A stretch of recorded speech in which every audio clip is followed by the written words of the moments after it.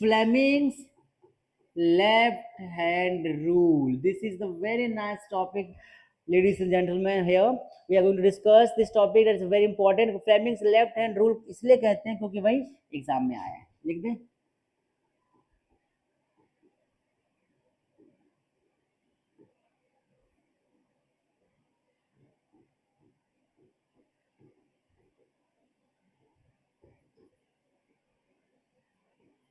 क्या कहता है ये रूल? ये रूल क्या कहता है कि सपोज करो बहुत सारे फिंगर है, ठीक है,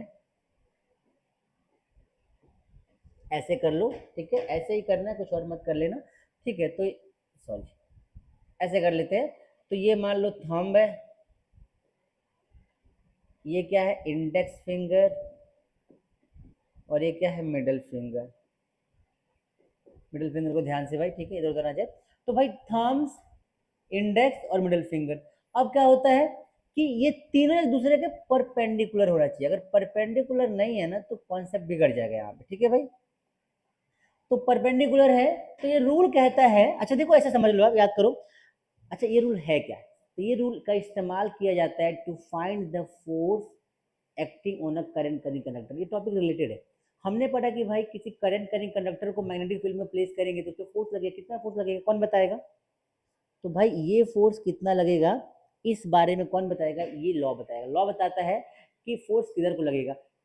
देखो एफ बी आई याद करो. एफ बी आई, एफ क्या होता है मैग्नेटिक फोर्स हो गया, बी क्या होता है करंट हो गया, आई क्या होता है करंट, मैग्नेटिक फील्ड हो गया, करंट हो गया. अगर हमारे लेफ्ट हैंड रूल के थंब, इंडेक्स और मिडिल फिंगर को परपेंडिकुलरली अरेंज कर ले तो अगर हमारा फर्स्ट फिंगर रिप्रेजेंट करता है मैग्नेटिक फील्ड को, ये करता है करंट को, ये करेगा direction of force acting on the conductor. आई बात समझे? फिर से देखो कि अकॉर्डिंग, अच्छा क्या लिख लो, this rule is used to find direction of force on current carrying conductor. ठीक है भाई, पहली बात ये जान लो होता क्या है. According to this rule, ladies and gentlemen, according to this rule, ये रूल क्या कहता है भाई कि if we stretch, if we stretch, if we stretch, भाई स्पेलिंग में डाउट हो देख लेना. Stretch the first, the thumb first and middle.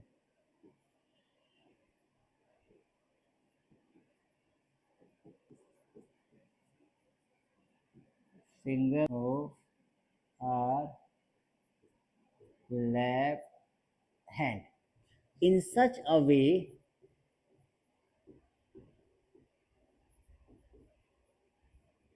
that, in such a way that first finger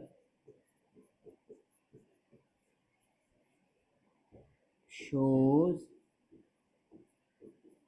the direction of, first finger shows the direction of magnetic field, and middle finger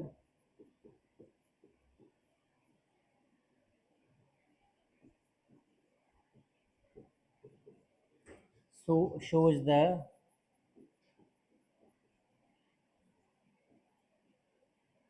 direction of current in the conductor. Then thumb will represent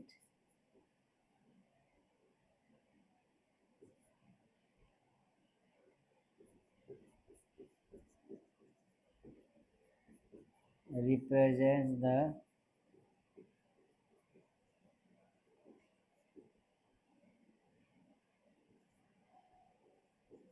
direction of force